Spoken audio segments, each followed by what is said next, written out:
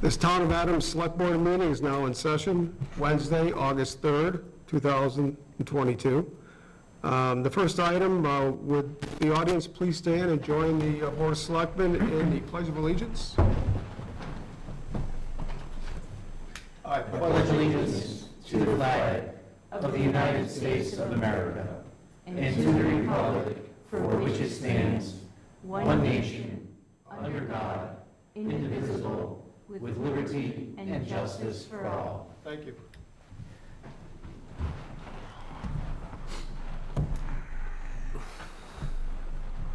Okay, approval of minutes. We have two sets, one from June 29th, which came to the board the last meeting, and we sent that back for updates, and July 20th, 2022.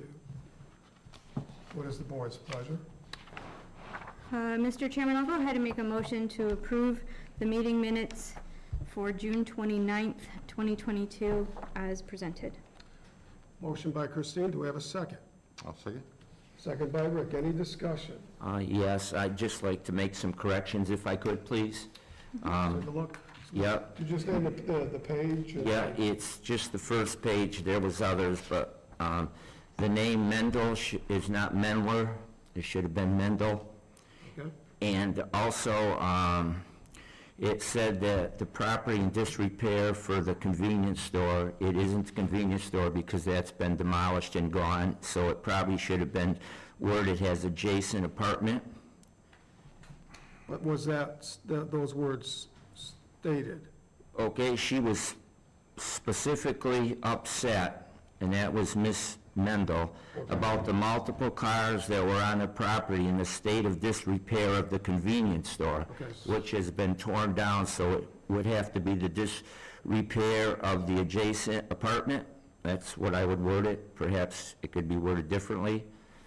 And also, the next line down, our police chief was called the sheriff, and I don't think that's the proper term, so it should be the Adams Police Chief. And lastly,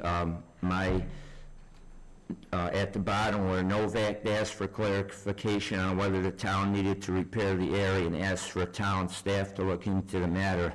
That wasn't the gist of my remark, I thought, and I was corrected by Town Administrator Green that it wasn't through facade program, but there was a possibility that things could happen through the community block grant process, but they... Housing rehab? Yeah, housing rehab, but the people denied it, so that's, it wasn't whether the town needed to repair, because it's not up to the town to repair it. And, Joe, what page was that? That's the very bottom before, just above old business, the last sentence within the public comment section. Thank you.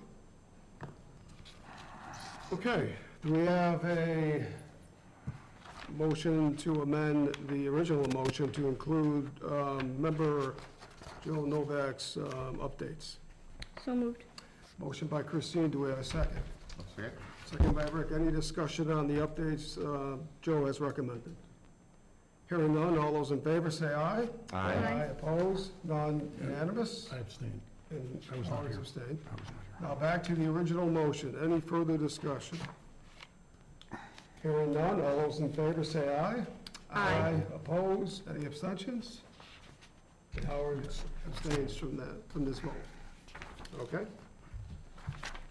Next is July 20th, 2022 minutes. Mr. Chairman, I'll go ahead and make a motion to approve the July 20th, 22 meeting minutes as presented.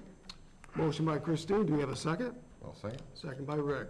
Any discussion, omissions? I just found one clerical mistake. It's just probably should be corrected, and that's on the, the second page of the notes for Wednesday, July 2nd. Member Novak, and it said the police to see if the plates, so there should have been plates and not pates. It's the third sentence up from the bottom. Police department see if the pates, it should have been plates. You see it? It's for July 20th, which page? It's the second page of them. It's Yep. I got it. You got it? I got it. Yep. Okay, pass it on. Got it? Oh, it's up here, okay. Aha. All right, do we have a motion to amend the original motion to include Joe's update? So moved. Motion by Christine, do we have a second? A second? Second by Rick, any discussion on the update? Hearing none, all those in favor say aye. Aye. Opposed? None, unanimous. Back to the original motion. Any further discussion on July 20th, 2022 minutes? Hearing none, all those in favor say aye. Aye. Opposed? None. All right. Moving on to public comment. Is there anyone in the audience who would like to address the Board of Selectmen with any item that is not on this evening's agenda? Okay. Yes, I'm up tonight. Okay, I'm here on behalf of the Events Planning Committee, just to give an update on the summer concerts and the movies that are going on. In case you're home watching and you don't want to watch the Board of Selectmen meeting and you want to run down to the Adams Visitor Center, you can catch the concert of Sky Full of Dippers. They are playing until 8:30 tonight, so if you feel like you want to get out and go see that instead of sitting in front of your TV, I'm sure that they would love to have you come down and listen to them. Sorry, guys. Next Tuesday, on the 9th, it's Hot Shot Hillbillies. August 16th is Happy Together, and then August 23rd is Mr. Doubtfire. We'll be playing at the Adams Visitor Center from 6:30 to 8:30. Bring down your lawn chairs and your blankets and enjoy some free music. This Friday, we have another movie, Encanto, that will be playing August 5th, if you so want to come out and enjoy a movie. And then in 2 weeks, on August 19th, will be Clifford the Big Red Dog. So if you're so inclined and you want to come out and see that movie, feel free. Seating opens around 7:30, movie starts at dusk, and they're at the Adams Visitor Center. And I don't want anybody to forget about the townwide tax sale. That is August 13th. It's a week and a half away. Maps are out and about. You can get a map at the town hall. You can get one at the police department, visitor center, and at the library. It is online on the town's website, and I believe it was just posted to Facebook today. So if you want to go out and enjoy some tag sales, feel free. There's 51 of them in town. And I'm sure that Bree's probably going to get busy with more tag sales for August 13th. So, sorry, Bree. So please do go out and take part in that if that's what you want to do. And I have one more thing that I want to talk about.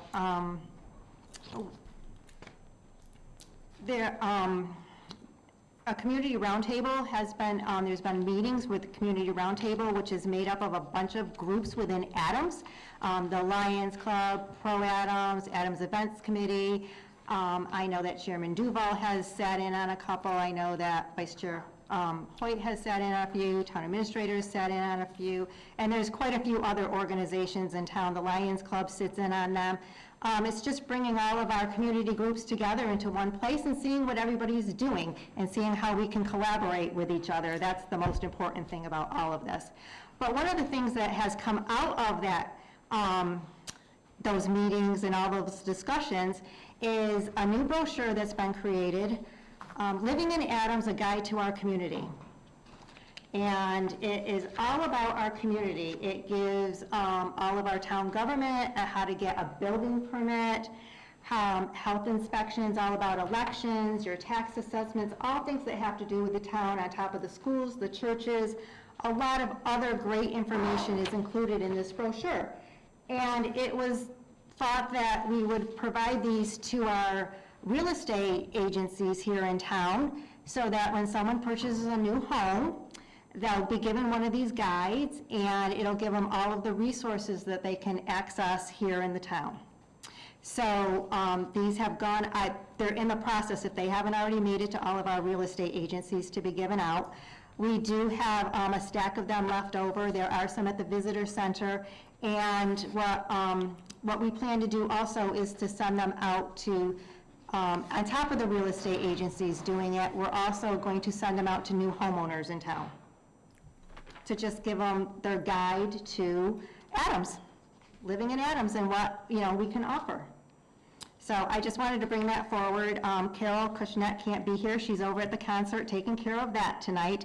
So I was the lucky one that got to present this to you guys tonight. So if anybody would like a brochure, feel free to stop by the office. We can give you one. And that's what's come out of our community roundtable, collaborating with all of our other agencies and all of our other organizations that have come together. Sounds good. Thank you. Thank you. Anyone else from the audience who would like to address the board?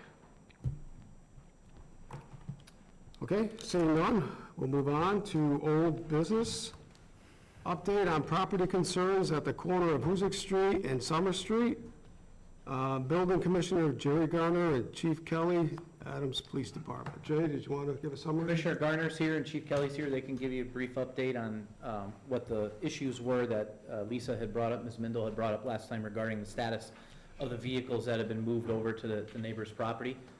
So they're happy to give that update tonight, hear from both of them. Chief Kelly also had to be here for another item on the agenda, so it was good timing. I think I better let the chief speak on this one for the registered vehicles. Chief can give you the status on what the determination was on the registered vehicle, whether the vehicles on the property were registered or not in compliance. Assisting Jerry, I had a unit go out there and run all the tags that was on the private property, and we found 2 vehicles that were unregistered. I relayed that information to Jerry, and that's where we stand, or at least that's the last I know. They were covered by a tarp. My sergeant actually spoke with her, and I think she said there was some confusion between her and the RMV, what they told her and what the ordinance for the town actually allows. So they were covered up, and she thought she was in compliance per the RMV, but she wasn't. And she was advised by my sergeant that she wasn't. So I passed all that information on to Jerry. If I just can continue, Mr. Chairman, if you don't mind. Sure. The statute or the bylaw that Ms. Mindel read last time, does that live with the police department, or does that live with the building commissioner?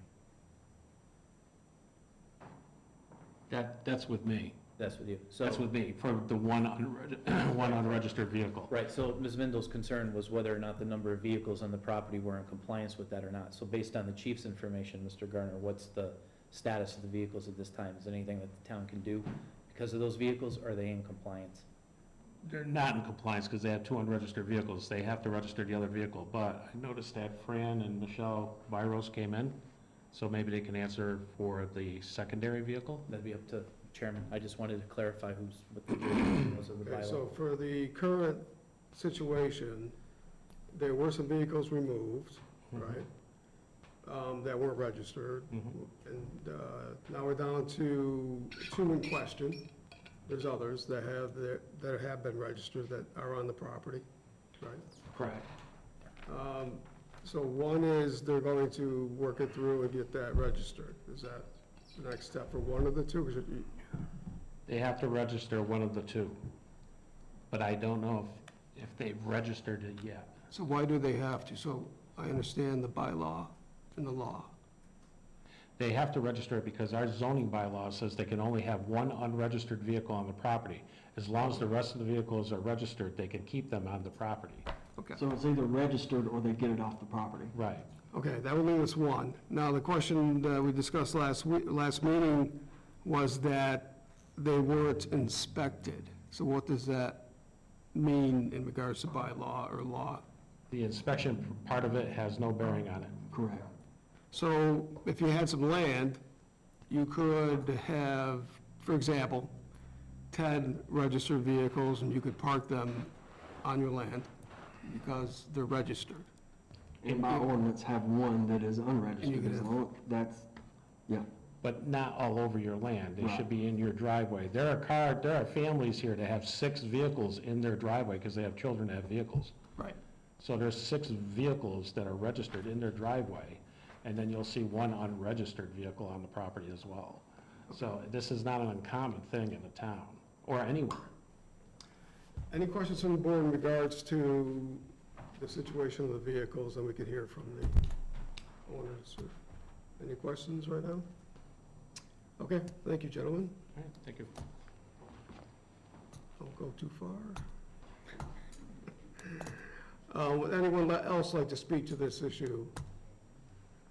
I would. Sure. So yesterday, I was at the shop and I Please had announce yourself. Lisa Mendel. I'm the property owner at 1 East Huzik Street. The K-9 officer came down and there's actually 3 unregistered vehicles on the property, not 2. And he said he was making a log entry of it. So there are 3. 2 are covered and 1 is not.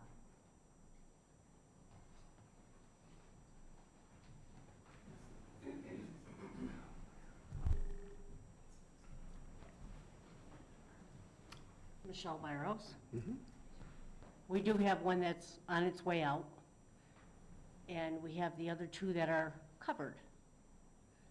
So one is for plowing, and one is, I'm under the understanding as long as they're covered, we are in compliance. So by covered, you mean registered? If I can interject, I'm Francis Byros. For 31 years, we've lived where we are, and there's been cars come and go, registered, unregistered, whatever, okay? The biggest thing that, concerning this situation, is that the way the flood deck is split up, whatever portion to the east is designated as town property, and then the part to the west is officially ours. That's our private property, okay? So when this whole thing started several months ago, after 31 years of never a problem, you know what I mean, except for people who, in the past, who tried to rent Ms. Mendel's current building, which there's been a previous owner before, obviously, and they were always telling their tenants that parking goes with the apartment, which it doesn't, because back in 1989, when Michelle moved up from Florida, she just so happened to rent that apartment. And she was told straight out front, there is no parking that goes with that apartment. The land that the building sits on is the only land that belongs to that parcel there. And then there's nothing else. And the only reason why we ended up getting permission to park there in the back area was it just so happened that my uncle owned a convenience store at the time. So when she approached him, she had his specific permission to park there, but nobody else, just her. And it wasn't supposed to, if she ever moved, that was supposed to be the end of the permission. It wasn't supposed to be granted to further tenants, but the previous owner took it upon himself to constantly tell anybody he rented to that parking goes with the apartment, okay? So that was our biggest issue, is trying to tell people, hey, you're parking on our property. Because they wouldn't just, well, besides the fact that they're driving over a sidewalk, which the tenants in the past have been warned by the Adams Police Department that if they are caught driving over the sidewalk, so that they can park on, depending on where they land, they're either landing on town property or private property, our property, they will get ticketed, and if that happens more than once, they're gonna get towed. But even that, I never filed any complaints, I just live and let be type thing until the building got sold last year after the incident that I don't wanna, I mean, you guys can say what it is, whatever, you know what I mean? All right, But so, since then, but according to for all these years, because we were through disgruntled people who wanted to park down on our property, and we said, no, you can't, you know what I mean? Because it wouldn't have been so bad, but they'd always park in such a way that they would block the right-of-way so that nobody else in the building could get to where they needed to go. So I, being the end person, I said, you can't do it. So then they would get upset, and then they'd file a complaint with the town. Town would come over, issue, like they're supposed to, tickets on the vehicles that they knew were unregistered. And then you had time to either register them or cover them. Because if that bylaw is read carefully, it does not say you're allowed so many, you're allowed one unregistered vehicle that's uncovered. Anything else has to be registered, or if it's not, it has to either be put in a garage or whatever. It has to be made so that you can't see it, and even just vehicle parts. So if you have an engine sitting on the side or whatever, and that seems to be the line that keeps being left out, is it's not a matter of that they're covered or not. If they're not registered, then they need to be covered or disguised or whatever in some fashion, okay? And I've been through this at least 3 other times in 31 years.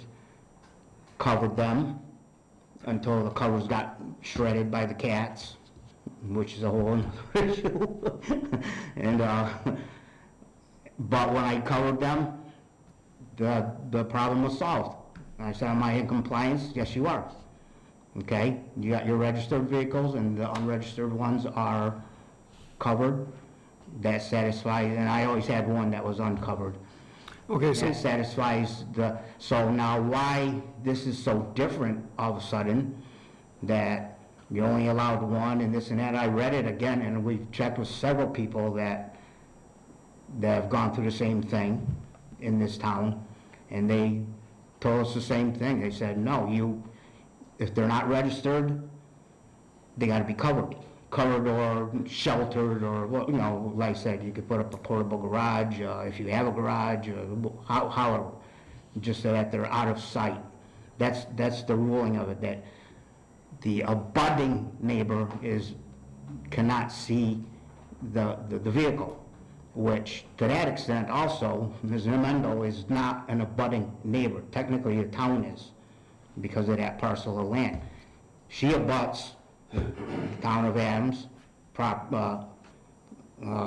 designated, and I say designated because I still got to do a little more research into what the town did sign over some part of that parcel to us for whatever reason, because back when we were going to rebuild a store in 2009, that was the issue of making the store ADA compliant, and they said, well, we can't because we don't own any property here. And then the Board of Selectmen unanimously voted on it and said that we will return, because it was under a grant thing, so that's an easement, okay, for 30 years.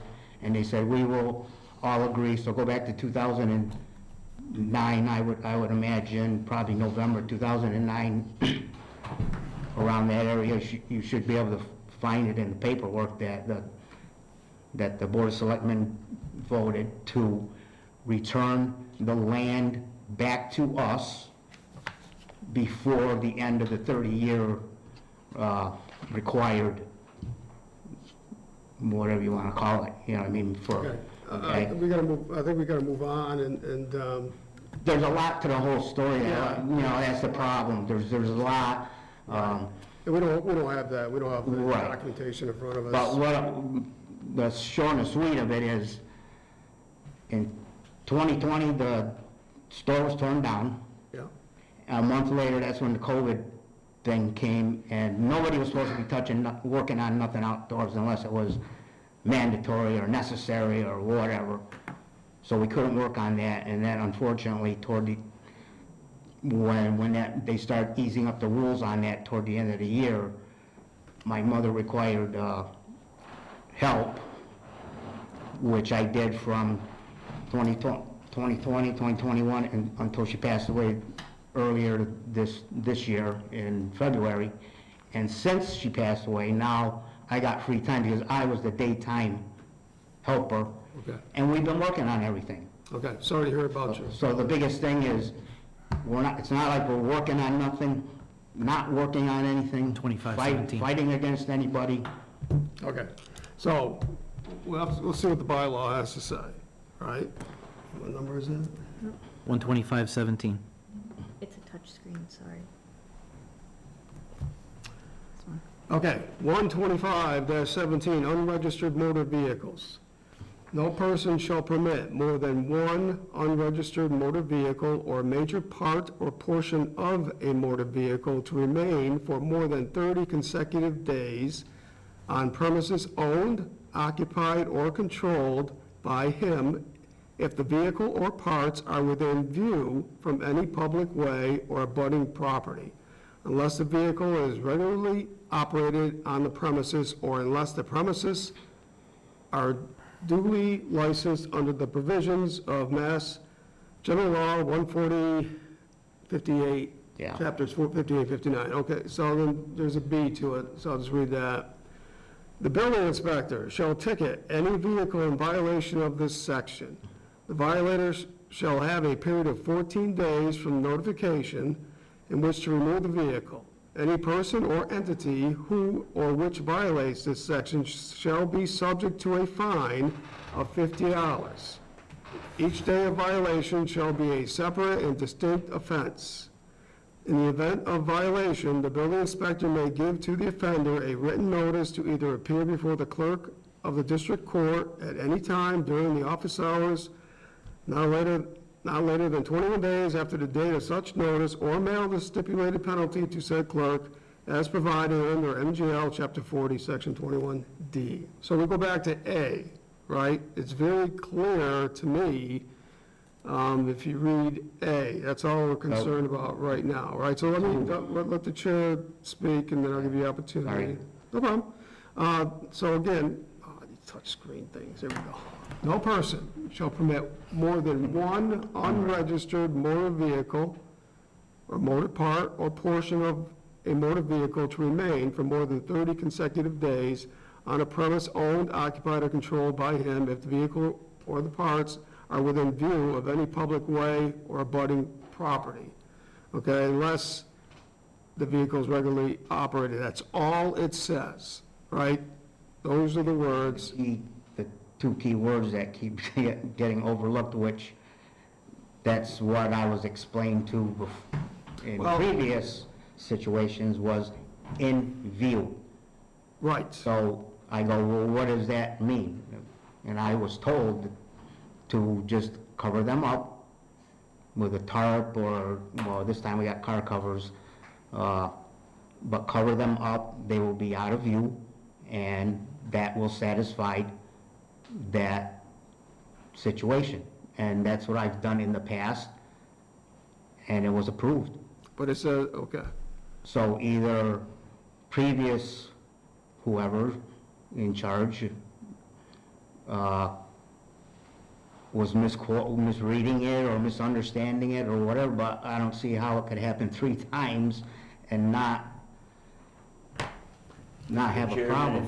if I could interject, I think this going back and forth, I think that the bylaw should be looked at by our town council, and to see what he thinks of it, because I'm not a lawyer. Well, you're a lawyer, but, I am. yeah, right. And I can tell you how I think it would be interpreted, notwithstanding what Mr. Byros may have been told. I think the intent, and I'm not speaking for town council, I want to be that clear, but I think when it speaks about being in public view or view of the abutter, I think it means garaged, shedded, carported, or something. I don't think the language means a car cover, because essentially you can still see the vehicle. Ms. Mindel can still see the vehicle from her home. So I think if you had a garage there and you had 2 or 3 unregistered vehicles in it out of public view, you wouldn't be in violation of the zoning bylaw. However, as long as the vehicles are there, and even though you may have a car cover on them, which protects them from the elements, I don't believe it satisfies the intent of the statute.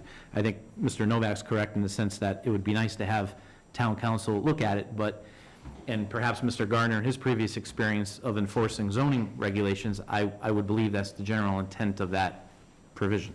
What about being fenced? No, It has to be viewed. I mean, that would be another gray area in terms of what is the view from the public way, what is the view from the abutter's property? And it would probably be up to the interpretation of the zoning officer to determine if you're in compliance with it. And But once I think I would be on Once fair again, grounds. the abutter would be the town of Adams, not her. Unfortunately. A little side story, I got chickens. When I Yeah, went for the permit, yeah, they notified my abutters. That is everybody within 300 feet of my property line. The abutter doesn't mean the property necessarily right next to you. but that's for, were you applying for a zoning type thing? Because in where you're changing your zoning, like even where she's at now, when they wanted to turn that into a restaurant, that fell into a different category, where now you do gotta do however many within the 300-foot radius or whatever. Let the chair, what I'm trying to find out, okay, so this will go to town council in the end, but, and go soon as after this meeting, but I've heard different things about the number of cars that are registered and unregistered in the lot. The police department, Lisa mentioned, another officer mentioned there were 3, and then we have 2, and then we have, so that's what I'm trying to get to, is how many vehicles we talking about here? There's gonna be 2, because one's on its way No, out. when all is said and done, there will be 2 registered and then the 2 covered. Okay, 2 registered, Two. and 2 that are currently registered anyway, 2 registered, right, and then and the then 2 2 additional, that are Unregistered. unregistered that are covered, but technically one gets used for, so one's fine, but you have a second one, right? Okay, all right, and then there is a straggler that's being taken care of, right? You're taken taking care of right, that? taken Okay, care of to get. okay, so thank you. Yeah, All yeah. right, so let's hear from the building inspector and the chief again, so we can get this story straight. All right, what you got? Let me just clarify from my experience here in Adams. I'm not going to say the street or address or the people. There was a property in town that had 14 unregistered vehicles, all on the same property, very small lot. Of the 14, 3 of them were covered with tarps. I ended up having to go to court for these vehicles. The day before the gentleman registered all the vehicles except for the ones that were under the tarps in Vermont. So the court said that the person did have registered vehicles on there, and the other 3 were covered with tarps, and he said that in 30 days, those vehicles had to go back to Vermont. And the 3 vehicles under the tarps had to be removed. 2 of them had to be removed. They could keep 1. And that was in the court when I brought this forward to the court. So just to say that the vehicles are covered, and that means they don't exist, that's not how the court looks at it, and that's been my court experience with this. So therefore, with that being said, should it be under the discretion of the zoning officer, which is Mr. Garner, he could, in theory, cite Mr. and Mrs. Byros. They have 14 days to comply with what his order would be.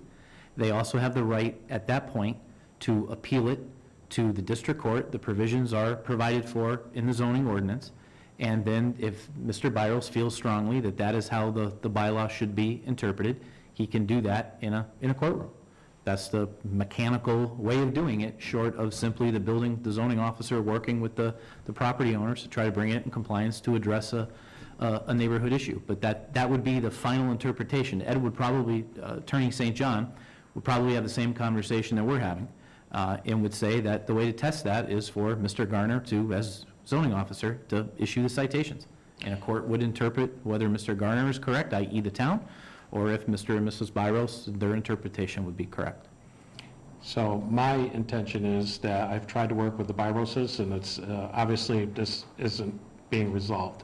So I'm just gonna, I will get the unregistered vehicles from Chief Kelly, and I will ticket them, and they can keep whatever car they want, and if they don't remove the other 2, I'm just gonna go to court, and we'll have it decided there, because this is ridiculous to come here every week like this. Okay, anyone from the board who would like to add anything? I would,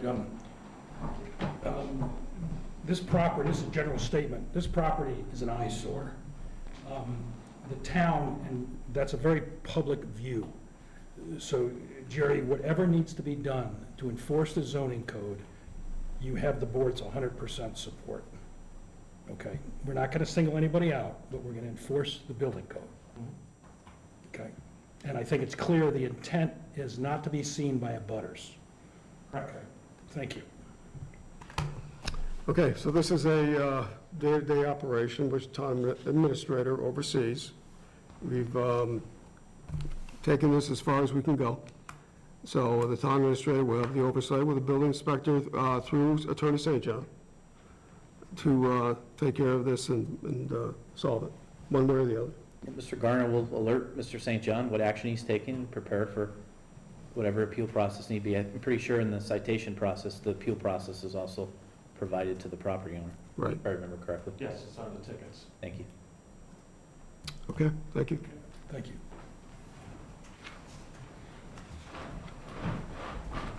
Okay, moving on to another old business from the last meeting, designation of the number of police officers for town polling locations, Town Clerk Haley Meseguer and Chief Kelly, Adams Police Department. Haley?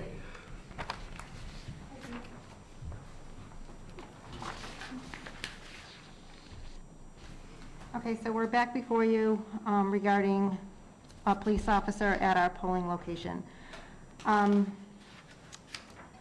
So it looks like, maybe I should just read this if I can without flagging up. The Select Board, Board of Selectmen, Town Council, City Council of each city or town in consultation with its election officers shall detail a sufficient number of officers or constables for each building that contains a polling place for one or more precincts. Typically, in the past, we've had one police officer detailed to our polling location. We hold all 5 precincts in one location. So at this time, I guess I would request that the Board of Selectmen designate that there be one police officer at the polling location and leave the discretion up to the police chief and his department to fill that duty based on availability of officers. And Chief, you agree with this? I agree. Okay. Board discussion, or Jay, anything to add? No, I think it's a odd change, and it must have been done by the legislature for a reason, but in my reading of it, the board has the authority to instruct the chief the number of officers based on input they receive from certain town officials as to how many should be. The town clerk has indicated, Chief Kelly has affirmed that we've generally had one officer at our one polling location, and the board can instruct Chief Kelly to continue to follow that practice. And I think we're in full compliance if we do that. And I have been through 2 elections just in my short time here, and I will continue my same process as I've had before. Those are generally manned by special officers. There's no pay involved, and that's one of the times during the year that I dictate that someone volunteer their time. So that will continue if I'm appointed. Okay, board discussion. Anything? Rick? Only one question is, in the past, when voting was at Memorial, wasn't there an officer up at the building and one down at the intersection? I can't speak to that because I've only held one election there, and we had an officer inside the building with us, but certainly if need, I don't know, are you thinking more because of traffic? I was thinking traffic and pedestrians and... I think given the new area, if you continue to do it, is it going to continue at the DPW? No, at the Is it moving memorial. now? Yeah, the memorial building. I think that's probably something we discuss. That intersection, we can discuss that. I know definitely volunteer for the inside of the building. Now, you're asking someone to stay out there all day and direct traffic. I think that's a different discussion. Right, and I certainly think that that's something that the chief and I can work at. As you know, and I'll explain a little bit more when we get to the town election warrant, there's early voting, we're processing more ballots at the election, as opposed to the traffic of people coming into, the polling location between early voting by mail and early voting here at Town Hall. So that does limit the pedestrians actually coming to the polling location. You know, Sarah and I actually just looked at some of these figures from 2 years ago for the September primary, just to see what they look like. So we certainly we processed more ballots on that particular day than we did have pedestrians or voters coming into the polling location. But certainly moving forward, I think that's something that the chief and I can work with. Yeah, work on. and my first thought would be that's an intersection or a turn that could probably manage itself, to be honest. If it were anywhere closer to downtown, that might be a concern, but again, certainly I'm open to suggestions. Yeah, also, there's a crossing there, official white line crossing. Correct. I think there was more danger personally when we were at the garage for people crossing that narrow street at night. You couldn't even see them, but, you know, Rick does have a point. I think, if I may, Chairman Duval, I think the intent is, as Haley said, the inside the polling location. So as long as the board sets a minimum number that it would like to see, consistent with this law, it can give discretion to the chief to add other officers on top of that minimum that he may in his discretion need. Okay, Christine. I was just going to make a motion to designate the police chief the authority to assign a minimum of 1 police officer at the chief's discretion and according to scheduling and availability for each election during fiscal 2023, in accordance with Chapter 92 of the Act of 2022. Yeah, Chairman Duval, this was tabled, I tabled it, so we have to take it off the table before we can vote it and have a discussion. So I'll make a motion to take this off the table for discussion, which we seem like we already have, and put it to the members for a vote, and you seconded that motion to table. Second, taking it off? Motion by Joe, second by Rick. Any further discussion? Hearing none, all those in favor, say aye. Aye. Opposed, none, unanimous. It is up for discussion.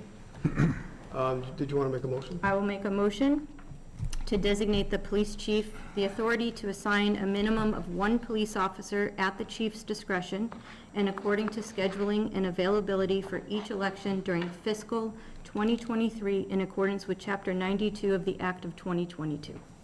Motion by Christine, do we have a second? I'll second. Second by Rick. Any further discussion? Just one item that I did want to mention, that because it is just for the election year for fiscal 2023, that we would have to do this again. Right, we'll see next how it year, goes, and to see yeah, if we can make that as part of the annual appointment process. that'd be perfect. So that's just a note for the town administrator and the admin for next year. Any further discussion? Hearing none, all those in favor, say aye. Aye. Opposed, none, unanimous. Thank you both. Thank you. Thank you. Okay, so that takes care of old business. New business, 1-day liquor license application, Mike Stewart, Fall Run, September 17th, 2022, 8 a.m. to 9 p.m. at Boat Field. Thank you. Good evening. Good evening. It's a pleasure to be back here again, and parlaying that into the success of last year means that we want to do it again. And based on your affirmation of the applications, we will proceed to do so. I just wanted to share with you a little bit about last year's results in summary, and let you know that it was very successful. Successful in the ways that we had a beautiful day. The towns were filled with flags and people, and through the town of Adams and through all the hill towns. We were well protected by the capable Adams Police Department after we returned and kept us all safe. And we, however, like any event, you do learn some things that you want to change and move on from there, and that's what we're doing. And one of the major ones is, as you'll see, is after the 35 years, this event, actually 36, including last year, was that it's always been on a Sunday. And so this small little change is on a Saturday, and so far we've had a great amount of feedback. And we're just hoping that nobody shows up on Sunday, as they usually do, greeting the bikes going through. So we're doing hopefully a good job in terms of making that well known. And I think that we're pretty well prepared for this year again. Included in here, in addition to not only the date, but the time of it is also a little bit of a change. We don't want to take major changes all at once. But we also had the results of the profits of the organization. I'm glad to report that 100% of it was returned not only to the Post 160, 125, 155, and my associated 138, which is the American Legion Riders. And that means that people through those organizations receive those dollars to help their vets and their families and their programs. And we're very proud of that. And I think that the encouragement that we've had to do this again is based on those results. And again, that's pretty much the update as to what we're doing, how we're doing it. We have many more plans for the future of this and want it basically to become the fabric of the Adams area. This year, we are a formal corporation. It is the Adams Fall Run Corporation. We have been designated with a 501c3 that is a nonprofit tax exempt status, and we're again very proud. I think that the sponsorships and donations that we are receiving from the local area businesses and other businesses are based on that. I think it's a little bit easier for people to look at some of their hard-earned money and how they then will share it with our organization, and knowing that it's a great reason, and that's with the vets. So saying that, we've been working diligently. We've been working with the chief and working on, what do we need that day, et cetera. We'll pray for weather. I hope everybody prays for good weather, because that's a huge, can't control it, but it is a huge factor in what we're trying to do. But I believe that we're well prepared with the music, the food, and the beverages and the games, et cetera. Again, I think that everybody enjoyed it. I don't think I've heard one negative comment from that day forward, which is, again, so far a really good endorsement and so far. So we do have, and I have to also say that, I'm out and about and doing this quite often, meetings, et cetera, but going through the process, which I've never done from A to Z, in the applications, et cetera, I have to compliment the administration and the help that helped me along to get through to this, to tonight. And I have to say thank you for that. Not everybody does it that way, but they have to say that they have some service excellence behind that. So,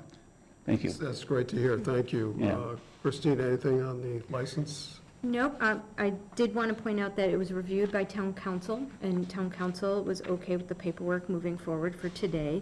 Mike, I did have a question for you about the time of the actual event, and because that's the only thing that's left off. Okay, so what we have is, and that's a good question, we're changing that, okay? Because of the day being Saturday, we didn't feel that we had to rush out there and do the ride. So it's typically the gates are open for registrations at 10 a.m.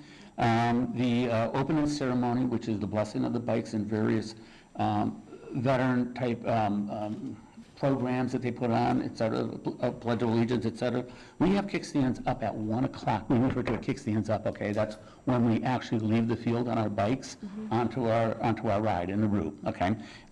We hopefully will return, and we did safely last year, and again, we'll do that this year. We expect to return back to the field around 3 o'clock, and we have the bands playing until 6.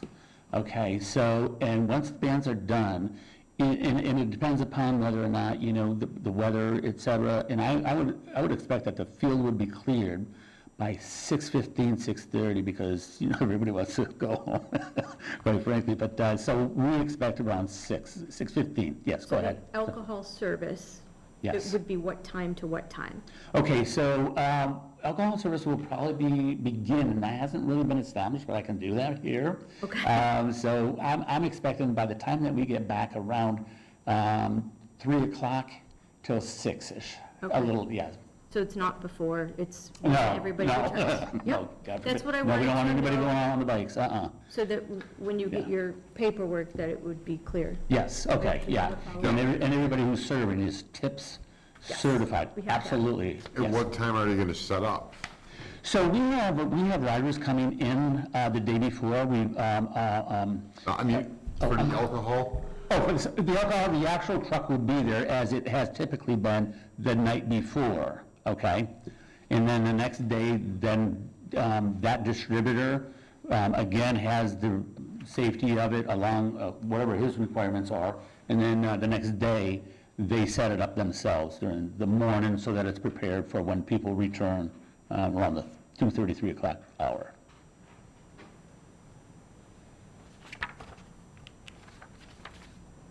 Yes, through the chair, that's, what you're doing is great for the organizations, but it's always been my worry about drinking and getting on a motorcycle. Yeah. It's probably They don't one of mix. the most, they don't mix, Yeah, exactly. I agree. So I just hope that, you know, because some people's ability to hold liquor are Yeah. better than others, so it's going to be very important that Yeah. you keep And- your, and one thing I kind of fear too is when you get a vendor in who's selling malt and wine, and he's only there for a certain amount of time, he wants to make sure that it was worth his while to come to there so that, you know, he hasn't wasted a day and not made a profit. And it's an absolute, good not understanding of it, but a concern. Being a risk manager all my life, you know, I look at these differently. There is no tolerance from my standpoint. I have that control, and I also have, along with, and that's why we have detail there. If there is any concern about that scene and notified, that'll be taken care of immediately. There is no tolerance, it's zero tolerance, as they say. Well, that's None good to hear. whatsoever. That's Okay? my concern. Enjoy when we get back, you're off your bikes, that's your business, et cetera, from that point forward. But before, the ride is very, very, what I want to say, controlled and for good reasons, okay? Our mission is, I watch every bike leave, and I watch every bike return. And I pray to God that every one of them, the same return that leave. And that is probably one of my biggest jobs.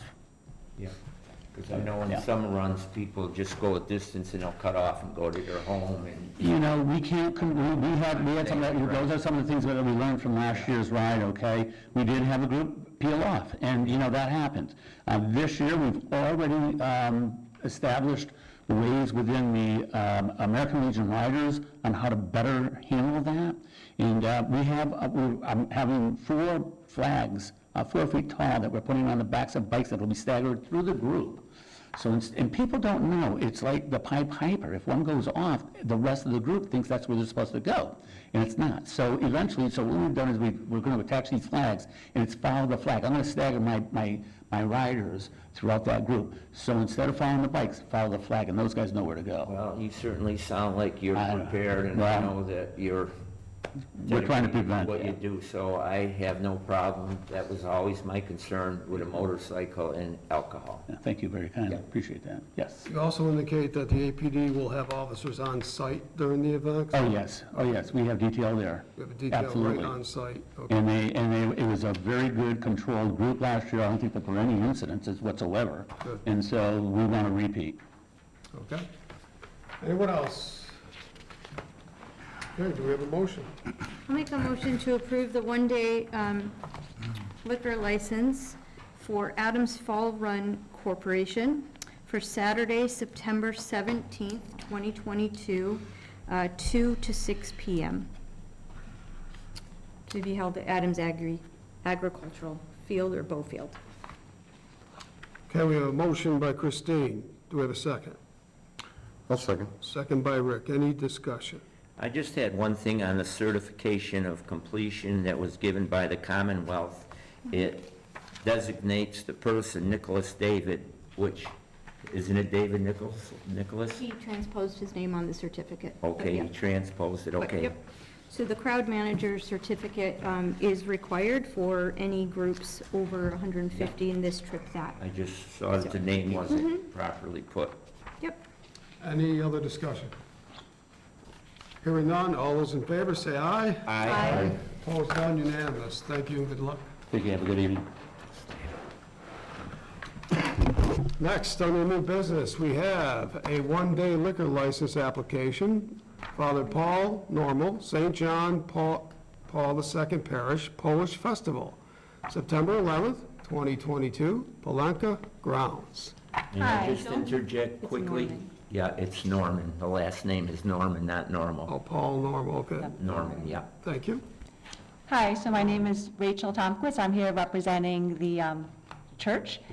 We will be having a Polish picnic on September 11th between 12 and 5. We will have Polish fare and also American fare. We will also have baked goods for sale. The event, as I said, runs between 12 and 5. The band will start at 1 o'clock and end at 5. So I'm asking for a one-day liquor license. Christine, how does that look? So again, this was reviewed by town council. All paperwork is in order, including the crowd manager certificate. That was also provided to the office. It might not necessarily be in your packet, but we do have that in hand. As the liability insurance is there, their tips, a plan, everything is in order. Okay, good. And I do want to thank Bree. I know I was emailing her frantically, and Jay and Christine, and helping me get all the paperwork in line. So, okay, great. Well, thank you. Okay. Do we have a motion? I'll make a motion to approve the one-day liquor license application for St. John Paul II Parish for Sunday, September 11th, 12 noon to 5 p.m. for the Polish picnic to be held on the Palanca grounds on Mill Street. Motion by Christine, do we have a second? I'll second. Second by Rick, any discussion? Hearing none, all those in favor say aye. Aye. Opposed, none, unanimous, thank you. Next, under new business, we have approval of state primary election warrant. Town Clerk, Haley Mesmer.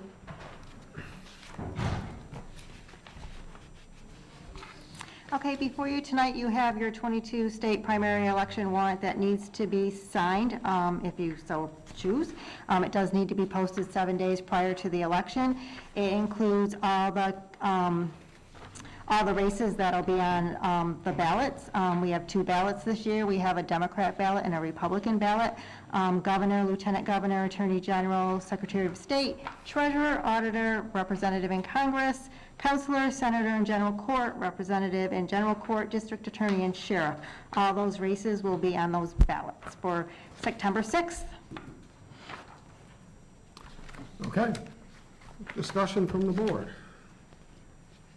I'll make a motion to approve the state primary election warrant for September 6th, 2022, as presented by Town Clerk Haley Meswer. Motion by Christine, do we have a second? I'll second. Second by Rick, any discussion? Hearing none, all those in favor say aye. Aye. Opposed, none, unanimous, thank you. Thank you. So I'm just going to talk a little bit about the primary election, sorry. A lot of you, again, I brought a prompt. A lot of you have received this vote by mail application. Our office has received quite a few of these. And with that being said, please make sure you fill it out correctly. You check off which party ballot you'd like. If you're not enrolled in a particular party, if you're already enrolled in a political party, then we'll just mail you that ballot when your application comes in. These do need to be in the office by August 29th in order for us to send you a vote by mail ballot. And just on that note, we've already mailed out over 600 ballots. So if you have requested a ballot, you should be receiving it in the mail within the next few days or so. There will be in-person early voting. That will start on Saturday, August 27th. Our office will be open from 9 to 5 so that you can come in and early vote. And then the following week, Monday through Friday, our normal business hours, feel free to stop in if you want to vote here at Town Hall as opposed to doing your vote by mail application. You can stop in here and vote, and if you so choose, we'd love to see you at the polls on September 6th from 7 to 8 p.m. at the Adams Memorial Building. Thank you. Thank you. Any questions from the board? Okay, thank you, Haley. Okay, next, we have an update on Graylock Glen Outdoor Center construction project. Town Administrator, Jay Green. Thank you, Mr. Chairman. Just a brief update on the project. The contractor is at work, has been at work now for the last several weeks. Most of the site work has been ongoing. That would be some tree clearing. The entrance road from Gould Road into the site has been constructed, laid out, and utility lines work continue hooking up to the sewer drain system and water system as well. Concrete work has begun slightly and will continue for the next 2 weeks. That includes pouring the fittings, the forms, et cetera, for the walls and the foundation of the slab building. Every week, we hold a construction team meeting that consists of the contractor, select town staff, Colliers was our project manager, the architect, and the engineers as well.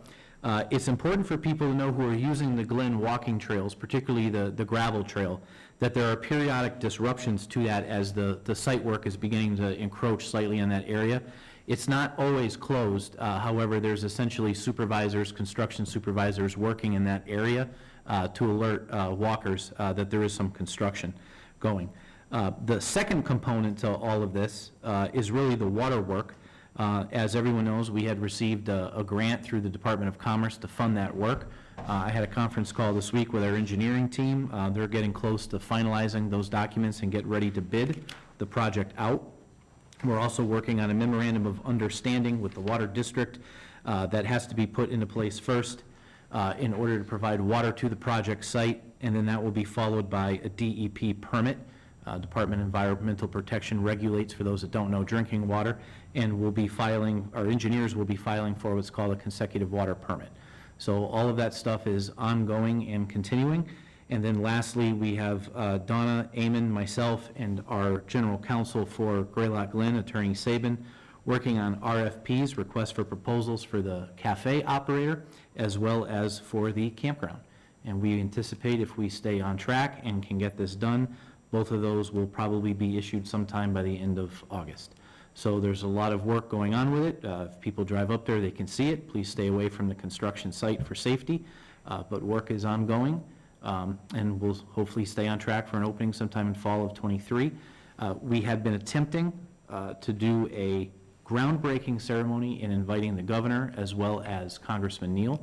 Unfortunately, we were unable to get both of their dates to align, so we're probably going to choose a date last week of August for a ceremonial groundbreaking, and we'll do some invitations and see if we can get people to show up. But we thought it was important to at least celebrate for an hour among ourselves that we're finally under construction. So all is well so far.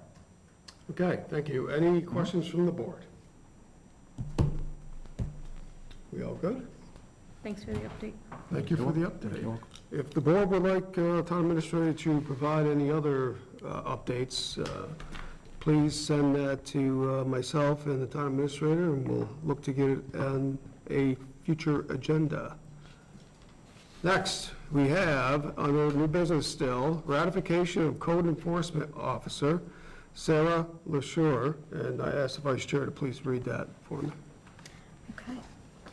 So, dear Board, this letter is to advise the Board of Selectmen that Ms. Sarah LaJour has been appointed to the position of Code Enforcement Officer in the Department of Inspectional Services. As provided in Section 10 of the Town Charter, I am pleased to present Ms. LaJour for your ratification this evening.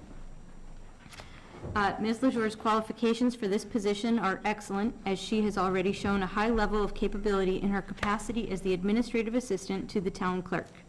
Throughout her interview, Ms. LaJour displayed a positive attitude, a willingness to face new challenges, a calm demeanor, and a willingness to work in collaborating with others.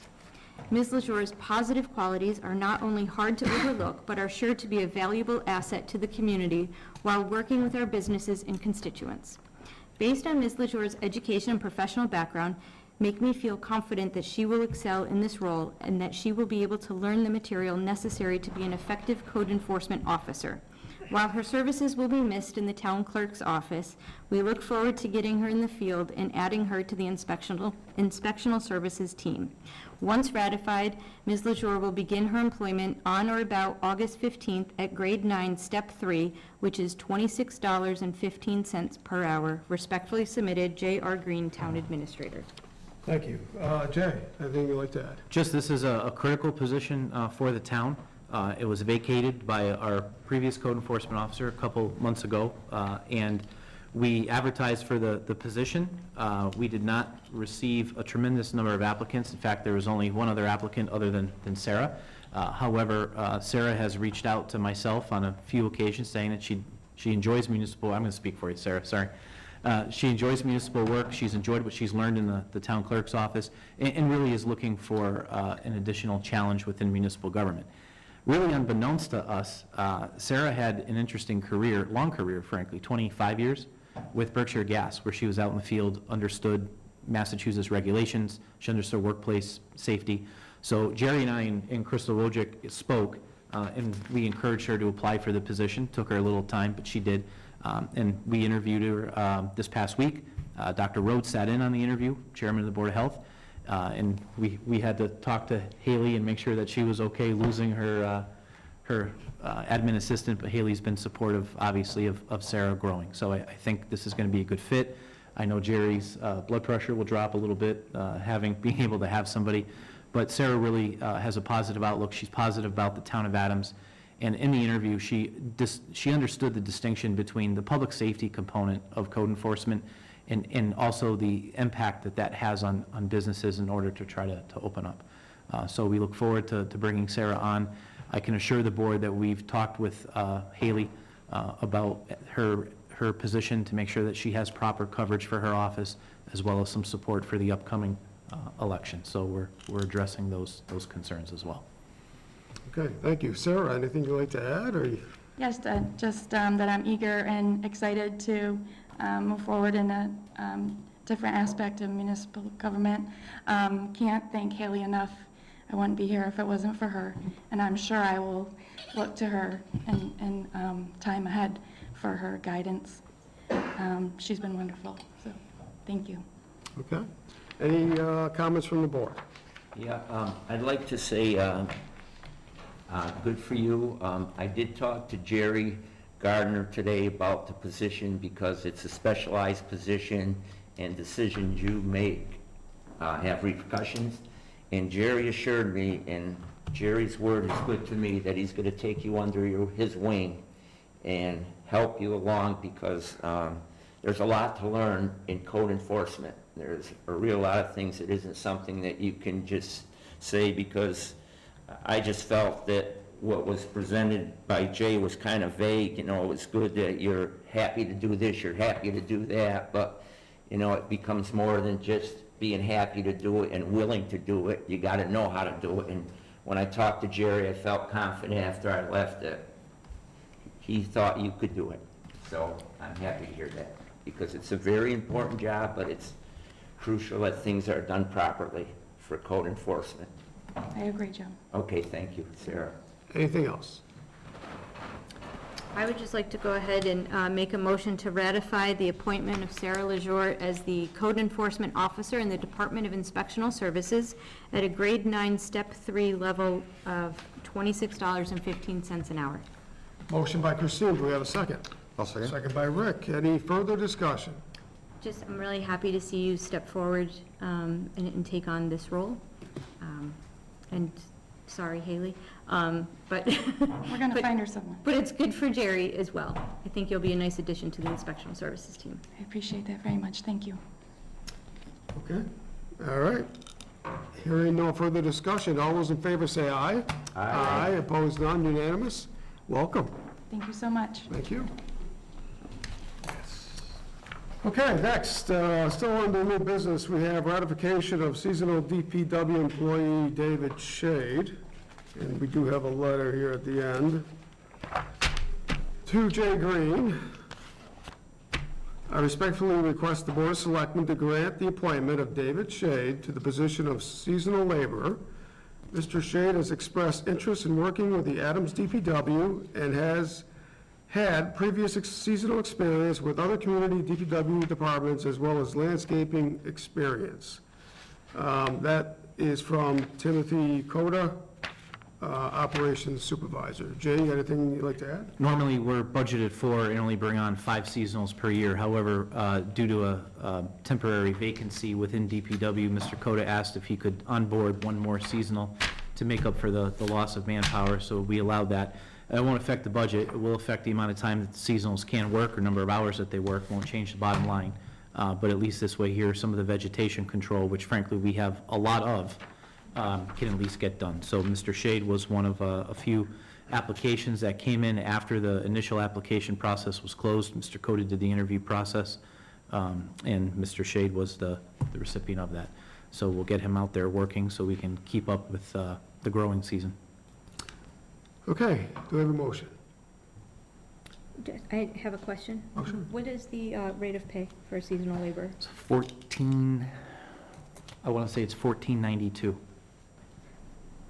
You can also just make a motion, say pay is consistent with other, as authorized by others, for other seasonals.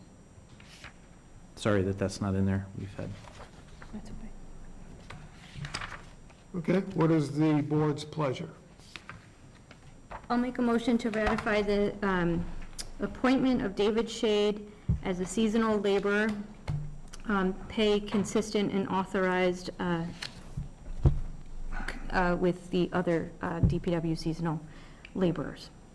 It's a little bit messy of a motion, sorry. no, I understand the intent. Motion by Christine, do we have a second? I'll second. Second by Rick. Any discussion? I always ask this question, and I'll ask it again. Being a town employee, is David Shade from Adams? I don't know where he resides. Sorry, I don't have that information. Okay. Any further discussion? Hearing none, all those in favor say aye. Aye. Opposed? None, unanimous decision. Okay, that's it for new business, subcommittee and liaison reports. Howard, got anything? I attended a Board of Health meeting. Nancy Slattery, the nurse from our region, gave a report, and she says tick-borne diseases are up, babiosis in particular, and not necessarily Lyme disease, but they're seeing a more variety of tick-borne illnesses. And it's something the youth should be aware of, the parents with young children. And one of the people in the audience said one of the things very effective for ticks in these regions is chickens. Chickens eat ticks. So if you live in a rural area, have chickens. Don't forget your permit, though. Rick, you want to give out your email for guidance on that? Okay, thank you, Howard. Christine? Two items. One, under licensing, just to alert the board, we did receive the approval from the ABCC that the Adams Tavern and Inn license has been approved. So I just ask that the board stay after tonight to sign that license, so we can start issuing the paperwork to Ken Dito-Limici. And also, I mentioned, also under licensing, I had mentioned that we had contacted the ABCC regarding some training opportunities. Apparently, we are not the only community that has asked for that training, so they have set up training sessions. I think there's 2 this month. If anybody on the board is interested in attending that, you don't necessarily have to be on the licensing subcommittee to attend that.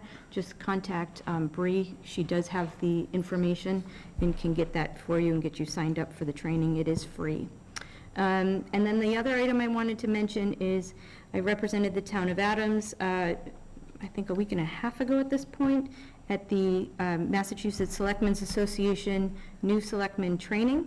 It was held in Devens. It was a free training for all selectmen, and it was a really great conference that went over open meeting law, collaborative work, and there was a panel that I was able to serve on, along with our colleague from Williamstown, about what to expect once you get elected. So it was a really good day with about 85 other selectmen across the state. So look for other opportunities to participate. They'll have a webinar series for this fall. Okay, Rick? Nothing? Joe? Yes, I don't know whether to say this now or announcement in good order, so I'll just jump in now. I sent an email to each one of you, and I wrote, and it was sent August 1st at 8:52 a.m., and it was addressed to John. And I mentioned, I have received calls regarding the deletion of the 2 aforementioned reports. Those reports being the town administrator's report and the town council's report. However, and to dictate, and then I continued, I realize as chairperson, meaning Chairman Duval, you have the right and ability to dictate the agenda format. However, in my opinion, doing away with these reports does nothing but loses the residents' ability to know what's going on in their community. Thanks for your attention to this issue. No one responded to me. I didn't expect anyone to respond to me because I feel I'm insignificant on this board, and what goes on. Oh, let me finish, please, Christine. I'm holding to respond. Okay, very good. And so, I didn't hear anything about that going on, but I just feel that our town administrator and our town council are paid employees, and they're paid pretty well. And I don't think it's asking much for a town administrator, have we done since I've been a selectman, give a little detailed description, because there's not going to be people calling the office to say, hey, what's going on with the park down on on Cook Street, what's going on with the mill setting over there with all the garbage behind. But people that talked to me just said, you know, I enjoyed listening to that because it gave me a thumbnail sketch on what's going on in this community. And people don't have the ability or the want to come to the office and ask. And I had a good number of callers, and they said, you're sticking up for us, Joe. And I'm happy to do that because that's who I am. I'll stick up for the people of this community, and I always have done so. And I just think it's shortchanging the people, not giving a small report so they know what's going on. And I'm going to end there, and I'm not going to make any comments to anyone about it. Okay, Christine? So, Member Novak, I didn't respond to your email because that would be considered deliberation, and according to open meeting law, none of us could have responded to that email, so I wasn't falling for the trap. So I decided that I would come here and I would respond to your email because I wanted to make sure that I stayed in accordance to open meeting law. So the change was made back in May. I asked Chairman Duval before the June 1st meeting why the change had been made, and he indicated that it was to put agenda items on here. So I look at today's agenda, and under new business, there was an update on the Greylock Glen Outdoor Center. Normally, that's buried under Town Administrator Report. This shows transparency and gives people the opportunity to see that there will be an update on the Greylock Glen and not necessarily an update during the Town Administrator Report.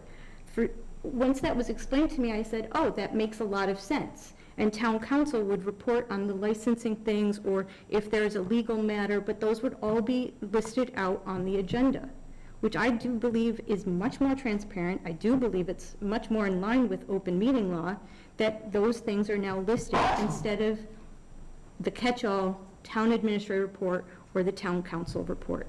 I also don't understand why you just noticed it when this change was made in May, and why this is so upsetting to you in the month of August when this was made 4 meetings prior.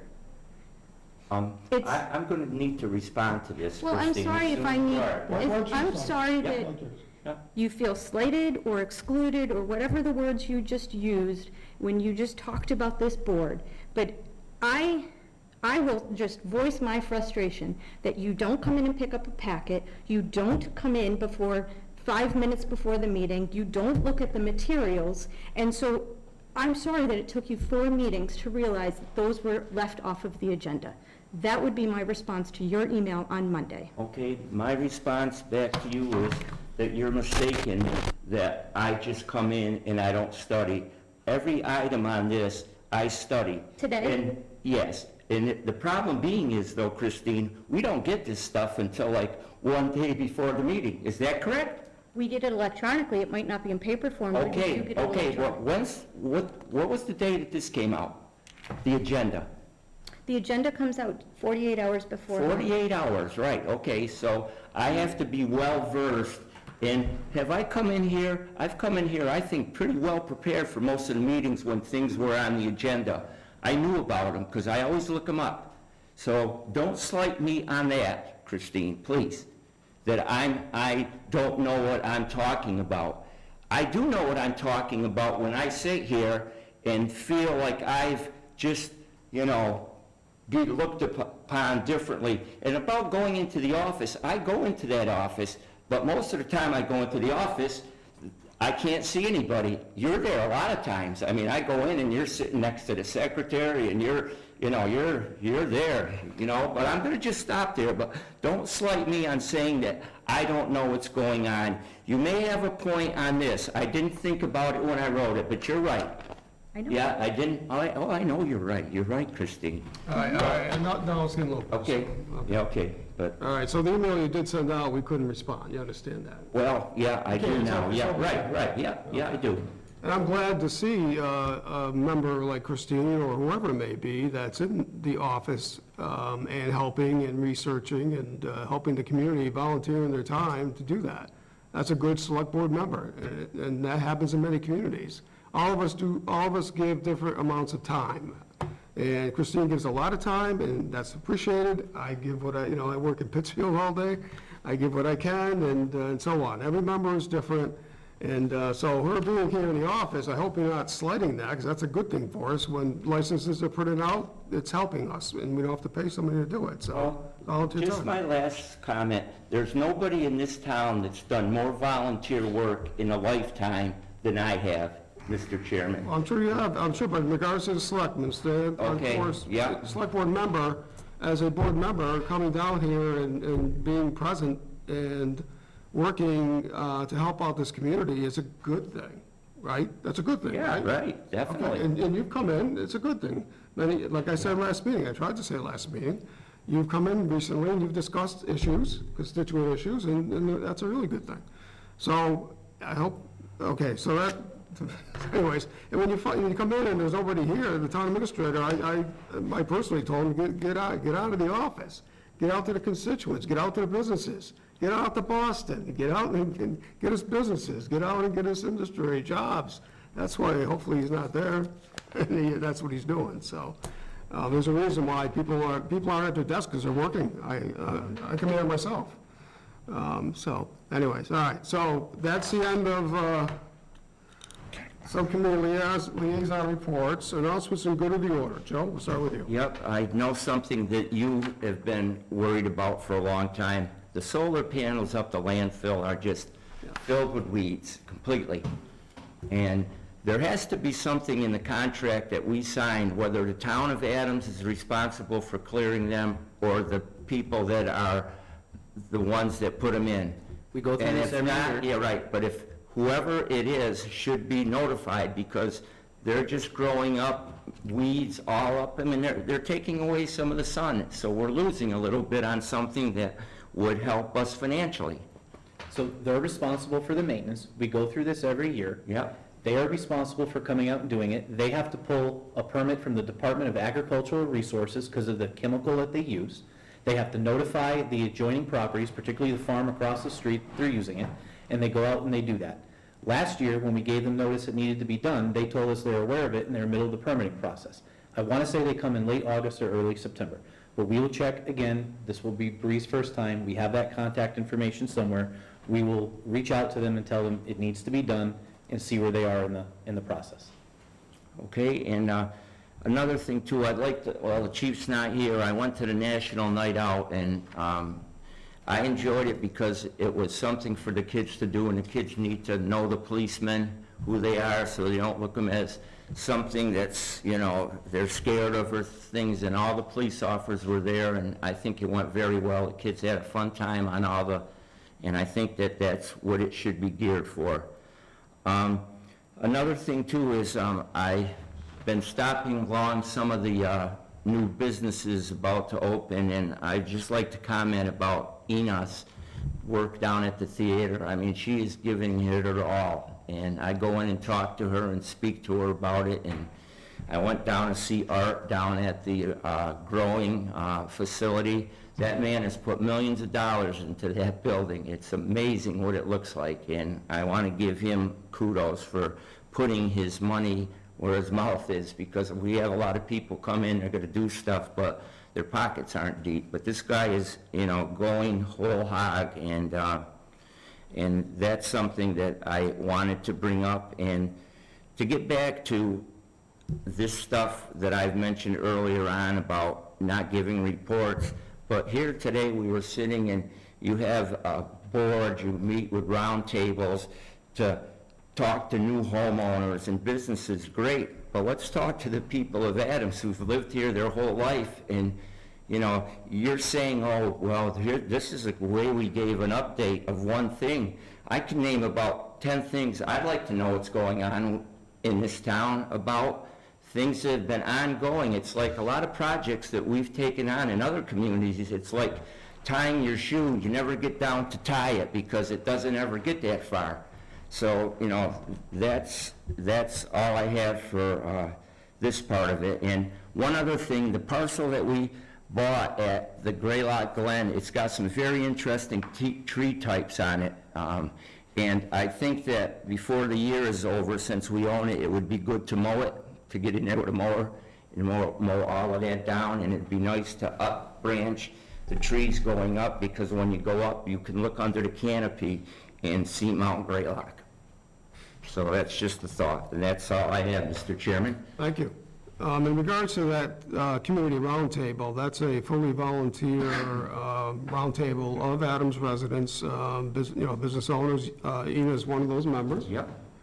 So isn't the Lions Club president, McConnell. So he's heavily involved, so that's a good thing. And we're asking. Say it wasn't a good thing, Chairman. Right, but you brought it, you brought it up. And anyways, I just want to make sure we're clear to everyone that's watching, and that it's a voluntary thing. We've been asked to come and speak on a few items for clarification, education, and we've done that. AIM has also gone to that meeting, so it's a great organization. They're doing great things, and there's great things happening in Adams. Route 8, for one example, will be completed this fall. The shoes will be tied, and it will be a great project. We have other projects that we're looking at. We're not just going to sit back like the old days and just, the same thing over and over again. We're really making some great headway on housing, on infrastructure, and we're really a lot of things are happening, but it takes time. And we're going to stick with it, and you'll see the results, and the results do happen. So that's what we do. So, Rick, you got anything? I'm going to bite my tongue and say nothing. Christine, anything? Just that tomorrow morning, there's coffee in the court, 7:30 to 9 a.m. So if your schedule allows, please show up for coffee. Okay, Howard. Yeah, I just want to second what Haley was saying with the community groups putting out that homeowners thing. I think it's a really good indicator of when the community gets involved and comes together and what can happen. And I think the more community engagement we can get, the more positive things can be done in the town, the morale, and actually the more transparency, because people are actually talking about the issues in public and not, and doing it in a way that their neighbors are involved. So I just want to give kudos to the community group for meeting and in making it very inclusive. Any neighborhood organization is free to participate. All right, motion to adjourn. So move. I thought we had announcements in good of the order. That's what we just did. Well, then, I just would like to say one thing. What do we do? This is a good news story. A local person, Matt Koperniak, was recently called up to the AAA Memphis Redbirds. That's an affiliate of the St. Louis Cardinals.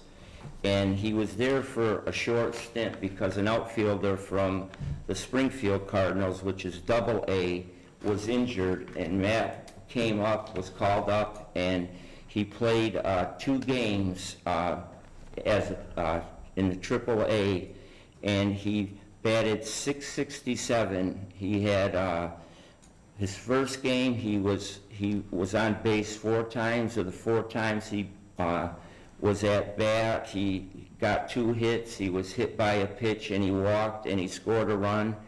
And he also made a spectacular sliding catch, which the announcer said, well, this is going to fall for a base hit. And he slid right in, and he caught the ball, and he saved some runs. And in short, Matt isn't just a good ball player. He comes from a beautiful family, and he's the type of guy that I believe will succeed because he puts his heart and soul into what he does. So I'm wishing Matt the best, and hope he continues to grow in his hopes of becoming a major league player, and I think he can do it. So that's all I have. Okay, congratulations, Matt. Great Adams family, the Koperniaks. Motion to adjourn. So move. We have a motion, do we have a second? Second. Any discussion? Hearing none, all those in favor say aye. Aye. Meeting is adjourned. Thank you.